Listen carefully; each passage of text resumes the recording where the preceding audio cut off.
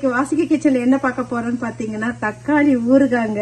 தக்காளி ஊறுகாய் எங்க வீட்டுல பாத்தீங்கன்னா நிறைய தக்காளி வாங்கிட்டு வந்த தடவை, ஏன்னா ரொம்ப பழமா வேற இருந்துச்சா, எனக்கு ரொம்ப ஆசை வந்துடுது. நிறைய வெங்காயம் அதுக்கே ரெட்டிஷா இருந்தது. இது ஊறுகாய் போட்டா ரொம்ப நல்லா இருக்குமேன்னு சொல்லிட்டு ஒரு 3 கிலோ தக்காளி, அதாவது ஒரு 4 பவுண்ட் இருக்குங்க, அந்த தக்காளி அளவுக்கு நான் எடுத்திருக்கேன். இதுக்கு தேவையான பொருள் பார்த்தா பூண்டு கொஞ்சம் போட்டா ரொம்ப டேஸ்டியா நல்லா இருக்குங்க இந்த ஊறுகாவுக்கு.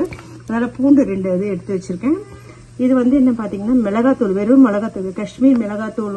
சால்ட் நான் 2 டீஸ்பூன் போட்டிருக்கேன், 2 டீஸ்பூன். வேணும்னா கொஞ்சம் பார்த்து போட்டுருக்கேன். மஞ்சத்தூள் கொஞ்சம் அதிகமாக எடுத்திருக்கேன். அது இல்லாம காரம் பத்தாது இல்லைங்களா, இந்த நான் வெறும் மிளகா மட்டும் அரைச்சி வச்சிருக்கேங்க.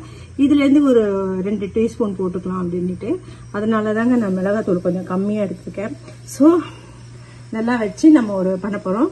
அதுக்கப்புறம் அதுல கொஞ்சம் அரைச்சி போடுறதுக்கு ஒரு சின்ன இன்கிரீடியன்ஸ், அதை வறுத்து போடணும். அதையும் நான் உங்களுக்கு நான் காண்பிக்கிறேன். ஓகேங்களா?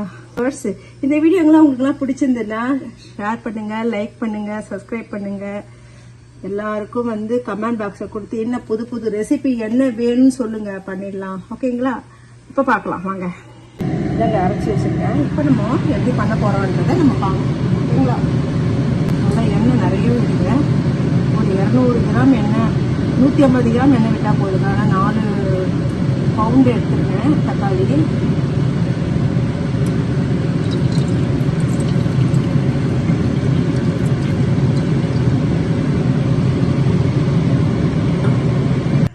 ஏற்கனவே தவாவை நல்லா காய வச்சிட்டேன். ஸோ நல்லா காஞ்சிருக்குங்க. இப்போ பாருங்க, நான் கடுகு உளுத்த மாதிரி கடைசியாக தாங்க போட போகிறேன். இப்போ வெறும் தக்காளிங்க.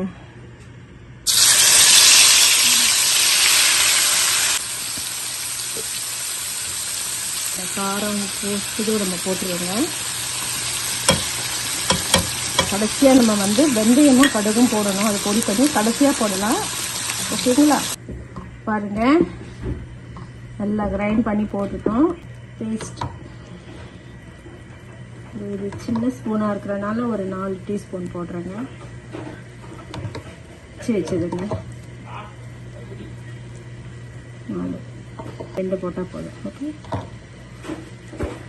வறுத்து போடுறதுக்கு கடுகும் வெந்தயமும் வச்சுருக்கேன். ரொம்ப வெந்தயம் போட்டிருக்கேன், இருந்தாலும் திட்டமாக போடுவேன். இதை கொஞ்சம் வறுத்து பொடி பண்ணிக்கலாம், அப்போ தான் வாசனையாக இருக்குங்க. கொஞ்சம் பெருங்காயமும் போட்டுக்கலாம்.